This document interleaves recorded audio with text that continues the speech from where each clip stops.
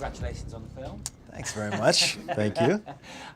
For a film that for a long time before it got made was deemed too dark and possibly uncommercial, it's done remarkably well commercially and critically, which must be very gratifying. Yeah, no, absolutely. Yeah, when I was writing it, it seemed way too dark to sell, and then seemed too dark to actually get made once I did sell it, and it's all been very, very surprising. And it's Alcon who produced it. It's kind of a tribute to them. They didn't try and make it into something it wasn't, and just kind of went for it. So yeah, I was shocked. Now, I believe it was a long, long road to getting this film made. Yes. So if we can just kind of start at the beginning of this epic tale. Sure. Yeah.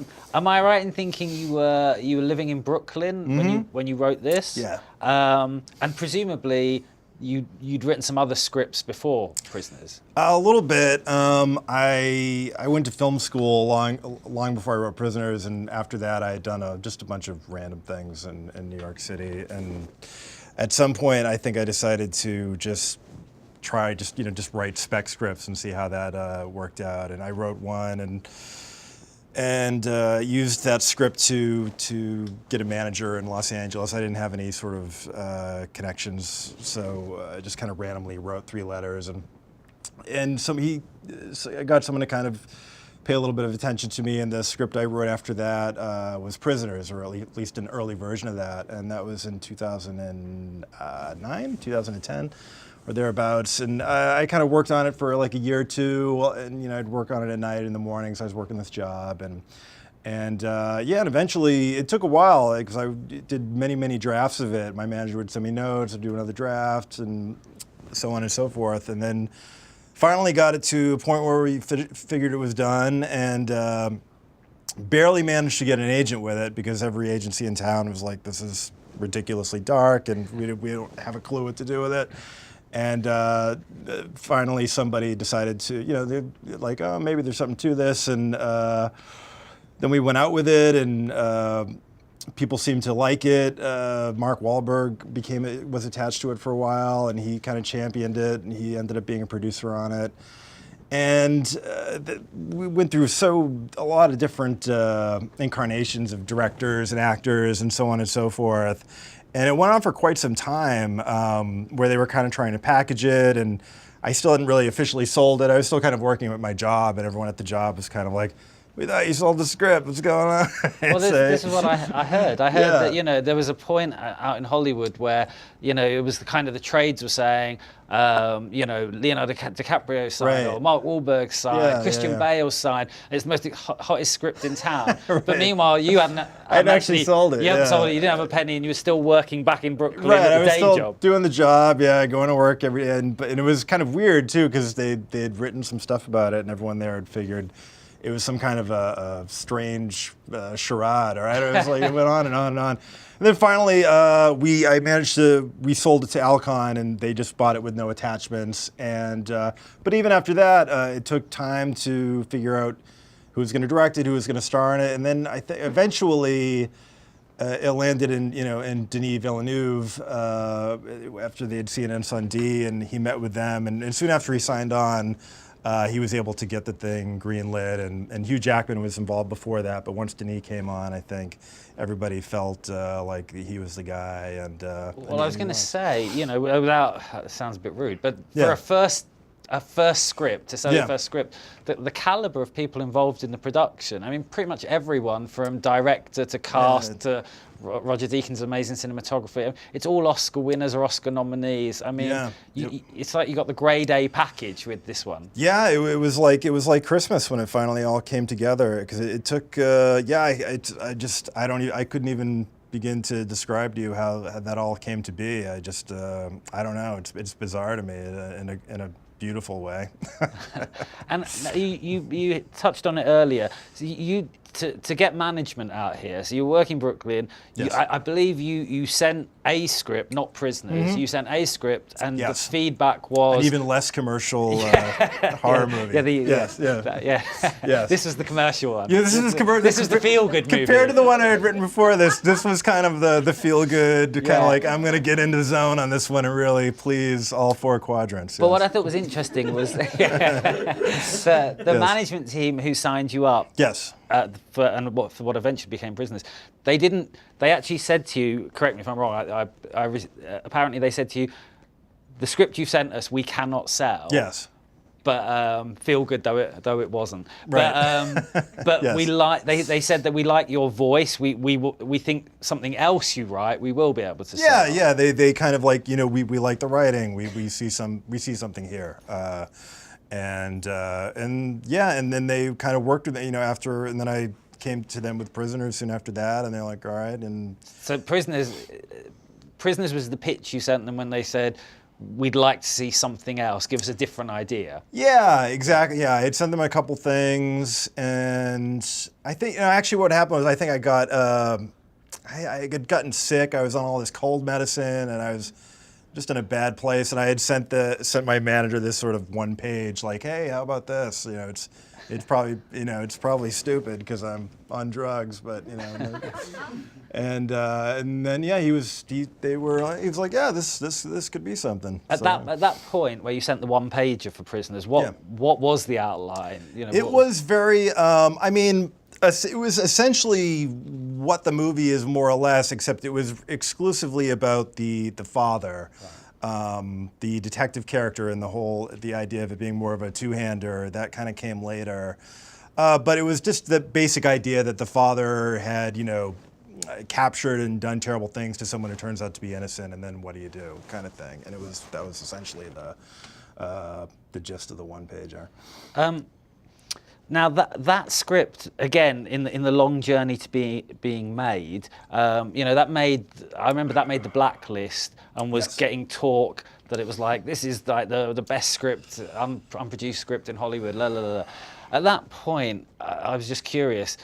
You're not getting paid. No one's bought the script off you. You're still in Brooklyn. Yeah. You're doing a day job that I understand was not the most fun day job in the world. No, I worked at it was a marketing company. They did all direct mail. So I helped produce all of the, filling the landfills of America with all of our, with American Express, and this and that, all these kind of. So you're who we have to thank for that. Yeah, that was all me. I was working on that, and a very kind of small, low capacity. I would actually trim out they would have to present to the clients. And I would trim out the envelopes and the letters and so forth, and all the presentation materials and whatnot. It was pretty cool. So as a writer, a writer's dream is that someone buys your script. A writer's dream is that someone likes your script. The blacklist, where someone says this is a great script, and then someone buys it, and then someone makes it. But A, that was a long process. But B, at the time the script was creating lots of noise. It wasn't really having an actual, presumably direct impact on your existence because it wasn't. In terms of the fact that it was a good sort of boost. I was I'm glad everyone's excited. But no, it didn't actually. Yeah, it took up until there was actually money because I had no money, and I was married, and my wife and I lived in this little apartment, and I had to. They wanted me to fly back and forth for meetings and stuff like that, which I could in no way afford. So I was like charging stuff up my credit card. I was actually losing money fast. So it was like, and then there came a point too where I wasn't quite sure. Maybe it just won't sell because I think a lot of times they can, stuff like that you can get kicked around and so on and so forth, but it doesn't actually land anywhere. So.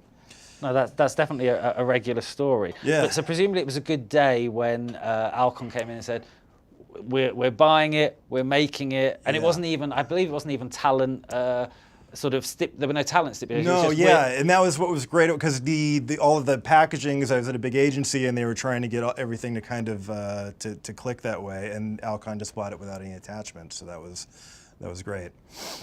So at that point, did you then come out? Did you move out to LA? What happened? Yeah, then I finally moved out here with my wife, and we've been here ever since. And now we have two kids. I didn't have kids when I wrote the script, but I have kids now. I probably wouldn't have written it. Yeah, it is difficult as a parent to watch. Yeah, no, you know. Absolutely, and as it should be. And I wouldn't have been able, if I had children as I was trying to write it, and I had to keep thinking of it and kind of reel like my kids, I never would have gotten it done. Now, the film is 2.5 hours, is it? I think it's about 2.5 hours. Was there any pressure, either from yourself or from externally, to cut it down? Because traditionally, you know, we're told if you're trying to pitch a script, sell a script, you know, you're going for about 110 sort of page. You're not going for 250 or whatever. No, you know, you're not. But it's interesting though. The script itself really isn't. I think it's like 114 pages or 130. Oh, really? It's actually not, but because of the way I think Denis shoots and the pacing and so on and so, and all to the good, I think. But I think it didn't really turn out to be a page equals a minute, as it were, you know. And I think actually even it was 100. The original cut was like 3 hours long, and they had to cut out I think about 3 or 4 like big scenes, and actually had to kind of reconfigure some of the story to kind of. Get everything to link up, but Joel Cox, who was he edited all Clint Eastwood's movies, he did an amazing job and was able to kind of make it work and get it under 2.5 hours. So that was good. Now a lot of critics have praised or have been warm to the film. I think because they see Hugh Jackman's kind of journey as a metaphor, allegory of something. Certainly a comment on kind of American foreign policy and this idea of is torture ever justified? When you were writing it, was that in your mind? Were you thinking I want to explore the rights and wrongs of this kind of act? I don't think I'd ever think directly in those stark terms. I think. You hear about things in the peripheral, like Guantanamo Bay and all these things that are just in the news, and all that stuff I think kind of permeates it's in there and I'm aware of it, but I definitely never set out to make a statement, or I just tried to be true to the characters, and though all that I'm aware of all of that stuff, but I think if you go in and that's kind of part of the plan, then I think it'll just all go to hell. I suppose this might be a slightly cynical question, but do you think the fact that was in the script, even if, as you say, it wasn't as calculated as that, but it was there and percolating, and do you think in some ways that helps attract the caliber of cast and director you've got, the fact that people see the film to be, for want of about something? Do you think that? Oh yeah, for sure. I think it's. It just adds a whole other kind of layer to the way people understand it, and I think that it helps kind of elevate it beyond just being a thriller for thriller's sake, which is fine too. I love thrillers for thriller's sake, but I think this had a little bit more on its mind, and especially the way it was directed and the way the actors came at it, and that they didn't give short shrift to that sort of that component of the whole thing, which I think which was great. I always ask this, but because I was curious, as a writer, when you saw the final film, was there a lot of instances where you're like, wow, I did not expect that to play out like that. I did not. Right.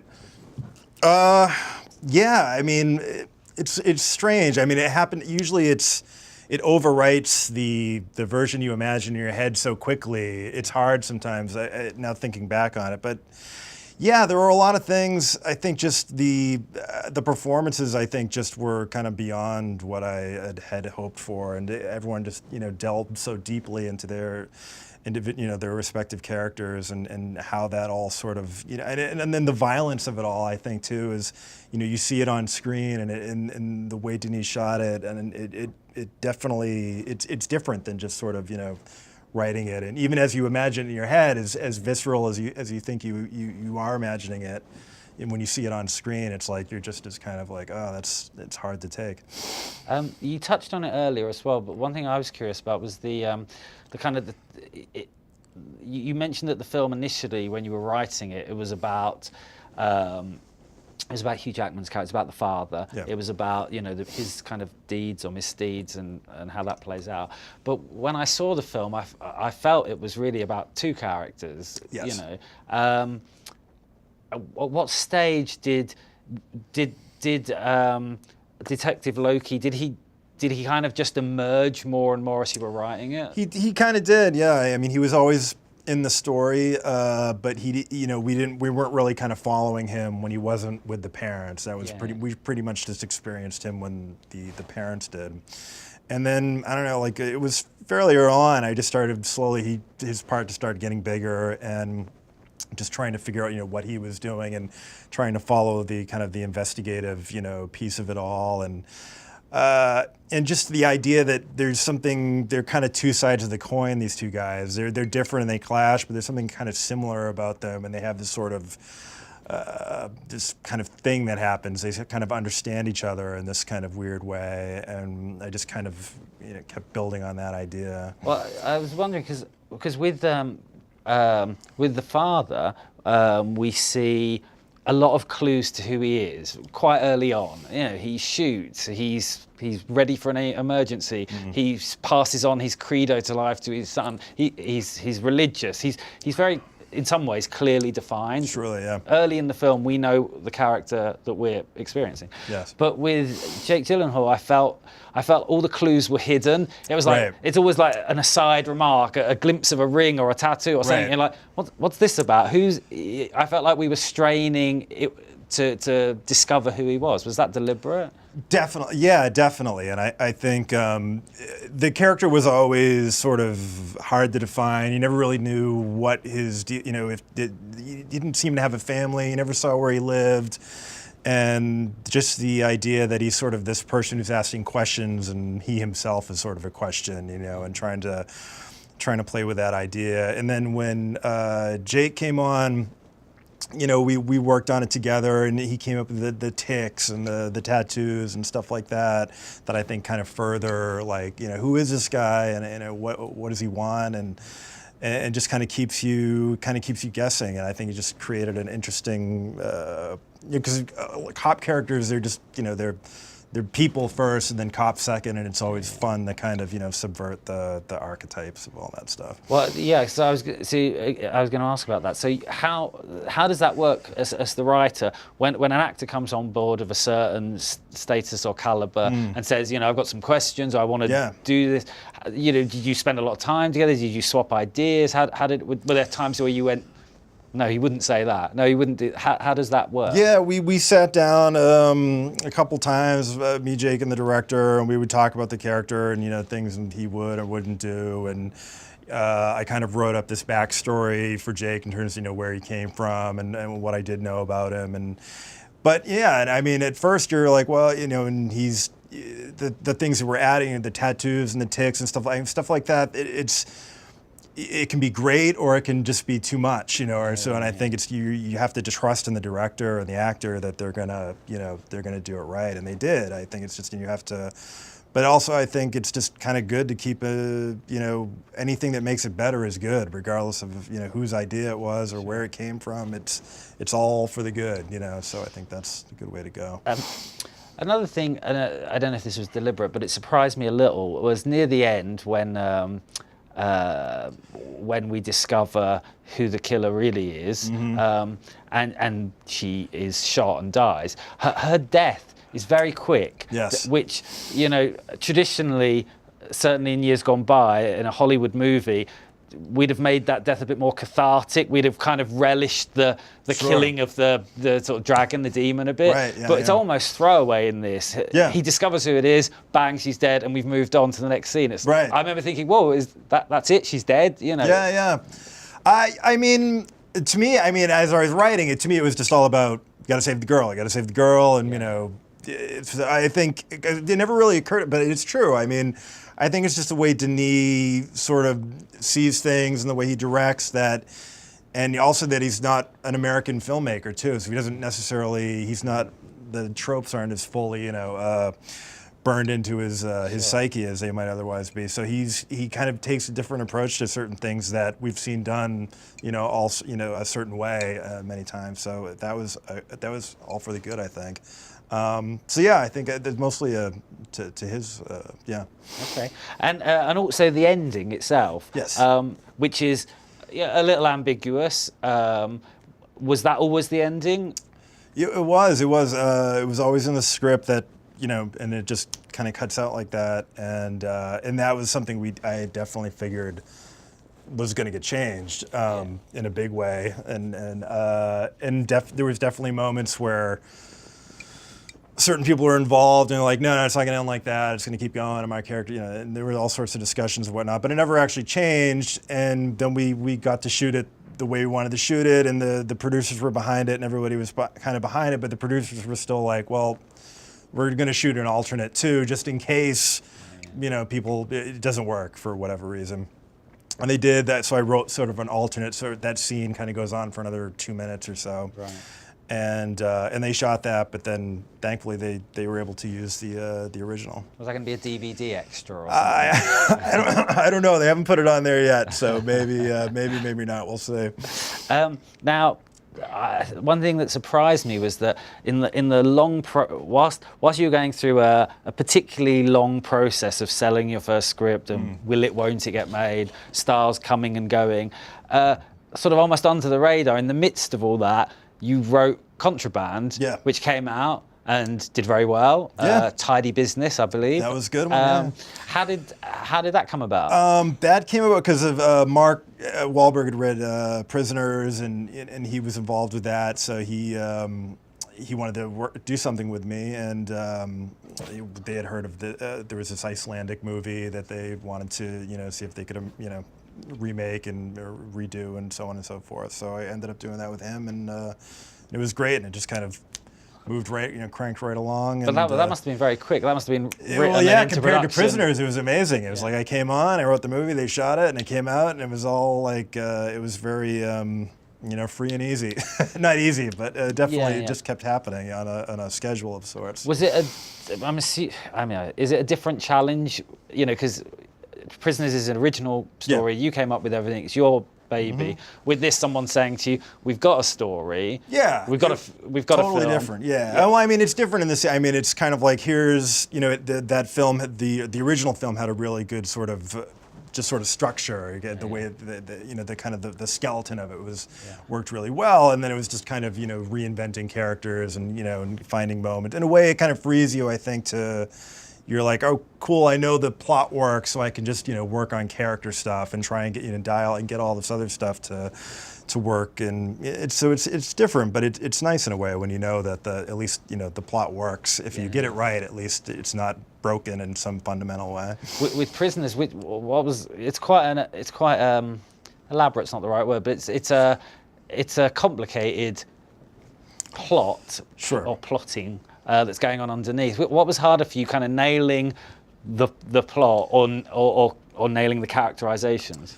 Probably the plot, but I did all the characterization first, and then I kind of set the characters loose, and the characters kind of plotted it out by just trial and error, trying to follow them through the story. And then kind of, so rather than creating the plot and forcing the characters to kind of move through it, I tried to do the characters first and just say, okay, what is he going to do now? And now what is he going to do? And same with the backstory until you find a version of it that it kind of fits together and do it that way. So you're not an advocate of the kind of, the fairly well practiced these days kind of plotting structures of kind of like, I know where my beats are and I know where my plot points are going to be. Yeah, I've never, I definitely understand. I think that's definitely a very valid and great way to work, but I just don't work that way. I work in a much more just kind of stupid way, I think, where it's just sort of, I'm just writing it. I don't know, it's less figured out, I guess. With that kind of a methodology, though, does that mean that you end up with very long drafts? Yeah, no, that's the thing. With this, I probably could have put like a book together because I had so many different drafts that were just had things in them that just were just big chunks that just came out, pieces of the story and characters and things that happened in the town and whatnot. So yeah, especially for this one, there was just tons and tons of stuff. What's your writing process like? Are you someone who does a ton of research first, or do you sit down on a blank page and just start writing, or do you think of who you want to be in the movie? How does it work for you?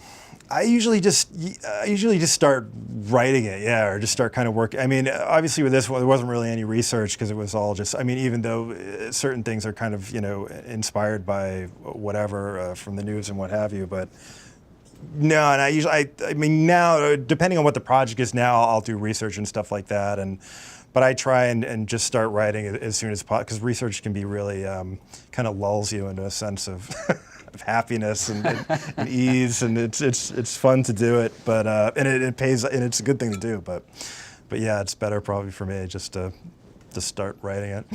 And I understand that you've been working since Prisoners on a TV series. Yeah, it's called The Red Road. Did it for the Sundance Channel. Is that coming out soon? Yes, it's coming out February 27th. So you can talk about it. You can tell us some things about it. Okay. Yeah. The first episode airs on February 20th. We did 6 episodes, 6-episode first season, and it was really great. It was a very different experience working on a feature film, which is part of the reason I wanted to get into it, because as a writer, you have more kind of say over the whole, kit and caboodle. So you're like are you running the show, or are you right? Yeah, so I co-executive produced and created blah blah blah and all that good stuff. And they got a seasoned showrunner to keep me from fucking it all up. So that was good. That's good of them. Yes. So you've written 6 episodes. That's good. Can you just tell us a little bit about kind of what genre it is? What it's It's a similar genre to Prisoners. It's kind of it's very much a thriller. Family drama thriller, I guess would be the best way to describe it. And it centers around it's inspired by a real tribe of American Indians who live in this mountain range in New Jersey, but there's only about 5,000 of them.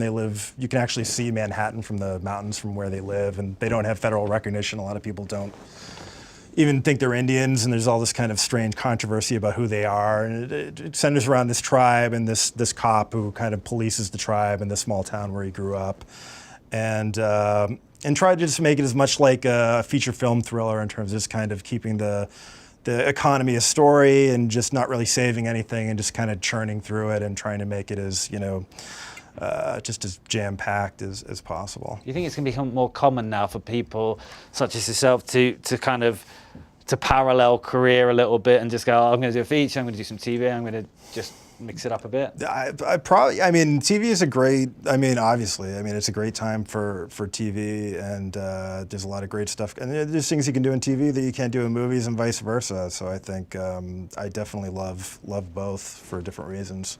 Have you given any thought to what you're going to do next now that the show is kind of wrapped? I'm working on another feature film project now.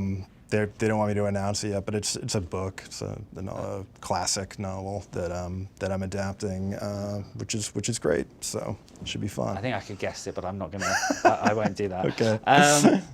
All right, I'm going to open up to the audience, but before I do, I'm going to give you a quick rapid five very quick, easy questions. Okay. Because we've decided now this is how we're going to wrap these things up. So, first one, what is your favourite movie, if you had to name one? The Shining. Okay, interesting. And if you had to name one writer? Richard Matheson. Okay. And what do you write on? I'm asking because some screenwriters still handwrite everything because they like the way it slows them down. Some are laptops, some are on anything. I do a little bit of the handwriting, but mostly just the laptop. Uh-huh. Is there any one director you'd really most like to work with, given a choice? David Lynch. Uh-huh. And finally, is there one actor you'd name that you say, I'd love to write something for him? Leo DiCaprio. Cool.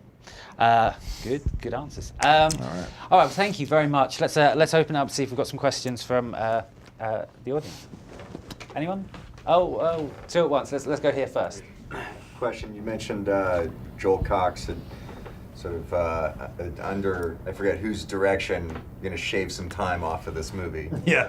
And you've given him credit for recombobulating it. Yes. Was that a very collaborative experience with you in terms of how are we going to chop it out? I wasn't involved in the re-combobulating business. That was just the director and Joel Cox. I don't know. I think at that point it was kind of like they had what they had, and they shot what they shot, and it was kind of figuring, okay, how do we? And that's something. I mean, the editor, the director. I mean. Did you know where it was going? I did. I knew what scenes they had to take out, and I knew kind of what that would entail in terms of what had to be kind of rearranged in order to make everything make sense. But I have to say, the first time I watched it, I didn't even notice it. Like at the end, I'm like, oh wait, what about that? And then, but I didn't even, So no, it was good. It was. They did a good job with it. I think, especially having watched it and then realizing, and then I didn't miss it at all. I think it was all for the good. Yes. More along the lines of the process, how do you pick Pennsylvania? Like, where Pennsylvania. does it It was come interesting. I had actually written it originally. It was set in my hometown of Brockton, Massachusetts. And I think they didn't want to do that because of the accent thing, because everyone has like strong. So there's like a preponderance of like Boston thrillers. So it ended up being Pennsylvania, which is similar sort of blue collar type town, and it was actually shot in Atlanta. So it was and I think in a lot of ways it's kind of like anywhere U.S. It's almost like in the movie Seven, where it's like it's in a city and we don't know, but it doesn't matter. It's that kind of thing. Anyone else? Yes. Okay, so the moment in the film when they find the first daughter, Yes. and she wakes up in the hospital and she's like, he was there. Yes. What was that? Just because she was drugged up and or what was that moment? So when Hugh Jackman, the first time he goes to Holly Jones' house, the first time he's there, the girls are actually in the next room, and he doesn't even realize it. And she says it, and she says it put tape over our mouths, so they couldn't, they were, couldn't say anything. Okay. Horrible, isn't it? Horrible, Oh horrible. my gosh, What? Yes. So, a lot of these characters, I mean, obviously the Melissa Leo character is the true villain, but there's a lot of evil in this script. And were you ever during that process kind of haunted by that, or haunted by what you're creating? And do you ever step back and say, holy shit, I'm making this really, really dark piece? Yeah, it was. I mean, for this one especially, I think, because there's no. Usually the stuff I write it's dark, but occasionally someone will say something funny or something, slightly. But with this, you can't really make a joke. There's nothing funny about what's happening. And every time you sit down to write it, you've got to think, all right, I'm a father, my kids are gone, everything's fucked, it's just and you're doing this every day, and especially when you know that, and you're like, and no one's ever gonna buy this, and what's the point? And I'm so depressed anyway, and well, then that just kind of feeds into it. It's like this kind of, so in a good way, I guess, but yeah, no, yes, definitely haunts you for sure. Yes. Anyone? Any more? Yes. It's the first time I've seen it. I was pretty blown away, and I'm curious as to. I just thought it was such a well-balanced film, and even though it's extreme, it's really well-balanced from a character level. From even with the violence, I thought it was just kind of the right amount. And as far as also the reveals and kind of how those reveals were done, was that. Please don't tell us that was really easy. But how? No, what was the? How did you find that balance? I guess. I wrote it over. It took a long time. I think you draft after draft after draft. Reading it and reading it and reading. I'd do it. Every week I'd do another draft, and then I'd read it on the subway home from work, and it would always be and you just gotta keep reading it like it's the first time you ever read it, and keep seeing it in your head like you're watching the movie, and then just keep convincing yourself that you haven't been working on this thing forever and ever, that this is all new to you, and I think it's just kind of you just got to keep playing it over in your head like a movie, and then eventually it just kind of becomes clear what you don't need to see. But it just chipping away endlessly, I think, is the way. Yes, over here. When you did see it in your head daily, when you're watching it in your head as a movie, was it like it came out? Were you afraid that the production company you chose was going to go a different direction, or the editing? to me, the idea that they'd even make it at all was so, unbelievable. So the idea of like how they would make it never really. I mean, I would just assume, I guess, if you had asked me way back, I'd be, of course they're going to fuck it all up, but at least they're going to, make the movie and it's going to be fine. And but it was amazing. I mean, I mean, Roger Deakins is amazing, and I think I definitely, would picture things in my mind, and I grew up drawing, not writing, so I kind of draw things before I write them, and visually, I was very, very happy with how it all came together, and I think it was because they came at it in such a kind of visual, sort of image-based sort of kind of language that they had going. So I was happy. Do you think I meant to ask you that actually, because I forgot you had a drawing background, an art background. Do you think the fact that you do visualize a lot, does that affect the way you write? Yeah, it slows me down for sure, because I always have to kind of like draw the room in my head, and I'm blocking everything, and I'm like, all right, and they're sitting over on the right side of the room, and the sconces are over here, and the light's over here, and then none of which ends up in the script and makes no difference whatsoever, because but still I have to kind of be like, but it makes, as I'm so I'm like, oh, now I get it, and now I can write a scene here, kind of thing. But yes. Did you have an actor in mind when you were writing it? Because Hugh Jackman is such a likable guy in general, and that helps with how dark he is for the audience, I think. But did you have someone in mind? Yeah, I never really did. I think maybe early on, I thought it might be like Bruce Willis or something like that. But I think that was the one person I kind of envisioned. But yeah, it would be so easy just to be completely unlike, and he's great. Yes. Yeah, I mean, one of the most incredible things, I mean, for me it's the first time watching it as well, and kind of hyperventilating at the end, but one of the most incredible things in the film, aside from the performances, was the whistle. I mean, the whistle is a symbol of something that people use to draw attention to themselves, also is something that people use to call things to them. There's so much that whistle embodies, and it's what causes her to leave the house, and it's eventually what he uses in the hole and finds. So at what point in your process did that whistle kind of emerge, or was that one of the very first things even? It was one of the first things, oddly. My wife was a lifeguard, and she had a red whistle that would just sit on the desk, and for some reason I saw it and I was like, oh, red whistle. It somehow kind of came out of that. And then began to embody all the wonderful things you said there that became the meaningful thing that it is. So, favorite movie is Shining. Favorite director, David Lynch. Yes. Is there a comedy inside you? I don't know. I'm guessing probably not. No, sadly. I don't think Are you plans to make a horror? I'd love to make a horror, yeah. The first script I wrote before Prisoners was a horror film. Yeah, I love elevated horror movies. So I definitely, want to do that. Any more for any more? In that case, Aaron, thank you so much. Thank you.